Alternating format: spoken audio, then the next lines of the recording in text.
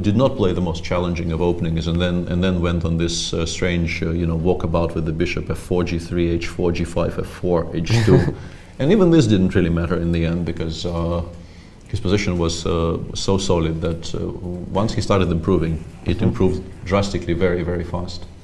Being told that in the one black blitz game that he lost at the World Blitz, the opening was a knight f3, d5.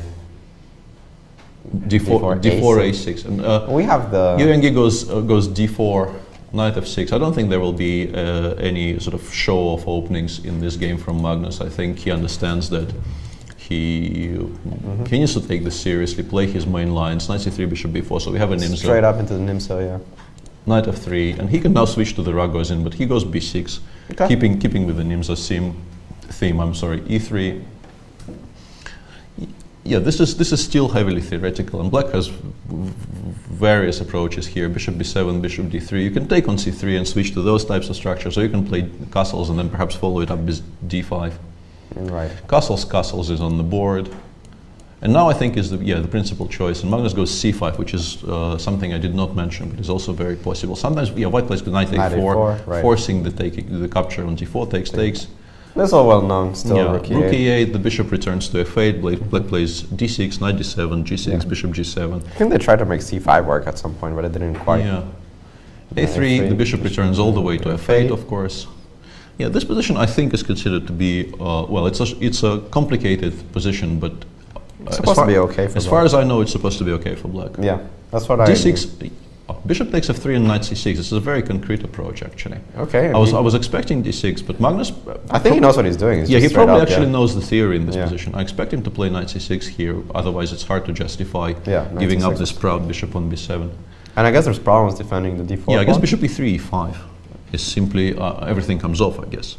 Followed by d5, knight e5, take on d3 and d5, and just everything comes off. Just exploring the live. We have the live game on the blue screen on the bottom left, but this is the analysis we're doing. Here e5 forces white more to or less take, forces because e4 is a big threat. Yeah. But if you take, and let me do something like this. Yeah, I think this takes is and d5. Takes and d5. This should be very hard for black to. I mean, c5. If not for c5, it would be completely equal. But after c5, I have a feeling black should still be doing quite well. Yeah. And also, he can play d5 earlier. Actually, it's probably more precise to play d5 one move earlier. Instead of taking on d3, because you then create a threat of d4, forcing white more or less to take on d5. Yeah. And then you will swap everything down. Yeah, I agreed.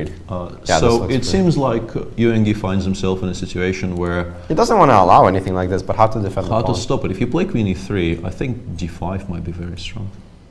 He goes d5. He goes d5 straight away, but then I think e5, c5, knight e5, I would say is probably maybe slightly better for black. You still have, you now have a target, the bishop's going to come to d6. I mean, if we're at all interested in the objective assessment, right. I would probably pick black if I had to pick a side. There's also knight d4 in this position, which could be interesting. And he does take, and but this is the simplest. Yeah, knight e5. You force white to capture because otherwise, I think he loses material. Queen g3, knight h5 is very strong. He goes queen d1, which actually preserves the material. Yeah, but knight g3, and there's rook e4. I think the game might be over actually. Yes.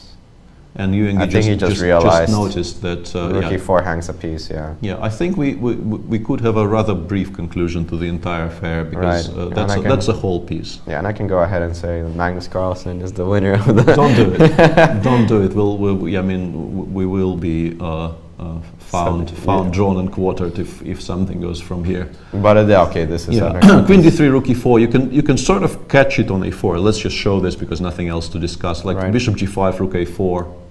b4, but a5 just frees it up.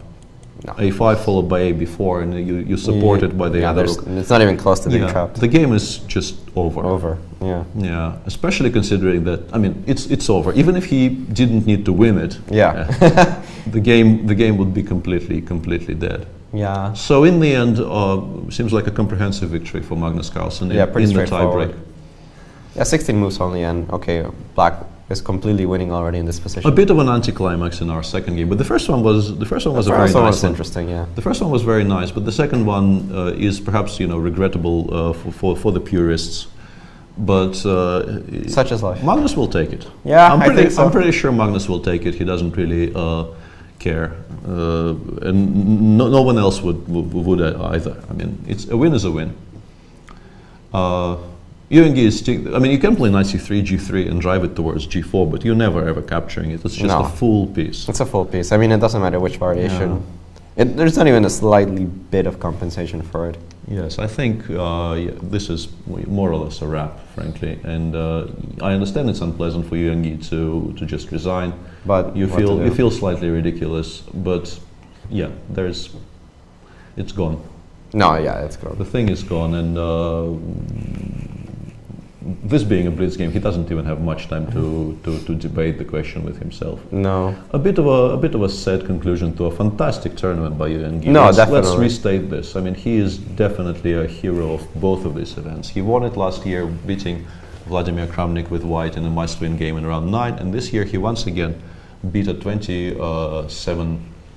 Yeah, he'd be one of the top 10 players in the world. Yeah. Beating a 27-75 player on demand in the last round. Yeah, he had a monstrous 28-63 performance in this tournament, and that's really amazing. But in the end, it will be Magnus Carlsen who wins the Qatar Masters 2015. I did it once, and I think I can sort of safely do it again now, because seriously, this one seems pretty over. This one is a bit. This one's too much. And in this one, your co-host agrees. So. Yeah, you were trying to warn me in the previous time, and I went ahead and said it anyway. There's the there resign. you see, there's the handshake, and the Yuan Ge resigns. Magnus Carlsen finishes as the winner of the Qatar Masters 2015. Strong performance, dominated the Blitz. Absolutely dominated the Blitz, and also did extremely well in the classical, playing after the draw in the first round, and actually, we did have a lot of players show up to the playing hall, but I think they were left away from the board. Yeah, they weren't simply allowed close to the board. You can see them in the shot now, so I was wrong on that. Yeah, a very, very convincing performance from Magnus, and a heroic performance in a way by Yuan Ge, who once again did all he could. But it wasn't quite enough in the Blitz. He played a 5.5-hour game earlier today, and a very, very difficult one with lots of very, very tough decisions. He'll still be happy with this tournament, of course. Although of course you feel a little bit of what if there. Yeah, as you mentioned earlier, it's not nice to finish the tournament in a loss, and even though it's a Blitz tiebreak. I think he will not have to work very hard to convince himself that he actually finished the tournament on a win, and this is that's true. This is just extraneous, because he did beat Wesley So in a very, very interesting game. Absolutely. Just 1 hour previously. So a great performance by him, but Magnus Carlsen is a deserved victor of this edition of the Qatar Masters. No, he did amazing. I mean, after round 1, his tournament was pretty impeccable, I would say. Yeah, I would say so. He did not go on as much of a rampage as, let's say, Anish Giri and Vladimir Kramnik did last year. Yeah. But he kept on winning games at crucial intervals. And in particular, I think it was, as he mentioned himself, it was very important for him to win in round 8 to make sure that in round 9 he wasn't in a situation where he needed to win on demand against somebody like Vladimir Kramnik, who he actually ended up playing against. And we see the final standings here. Carlsen wins the tournament playoff over Yuan Ge, 7 points out of 9 for both of them. Vladimir Kramnik is actually 3rd place. 4th place will go to Sergei Karyatkin. 5th place goes to Syugirov. 6th place to Nihua, and 7th place to Vasily Ivanchuk. All of them tied with 6.5 out of 9, but of course, due to tiebreak, they are actually ordered a little bit different than we see on the screen.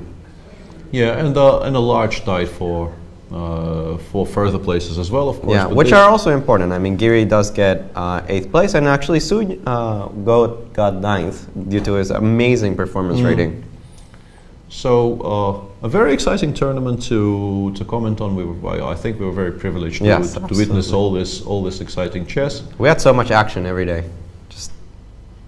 And it seems like Magnus will not be joining us for the 2nd time in one day, because he's now busy giving interviews to all the people who want to interview him, rightly. So, and also maybe we did not, me in particular, didn't do us very many favors in the race to that interview. So for us, I think it's pretty close to a wrap. Yeah, it's been a pleasure working with you. Same here. Enjoyed it greatly. I hope you also liked watching us for the past 9 days. And with this, you can see the final report, pictures, and everything else. The website is over there, QatarMastersOpen.com. And thanks for joining us, guys. Yeah, thanks for watching.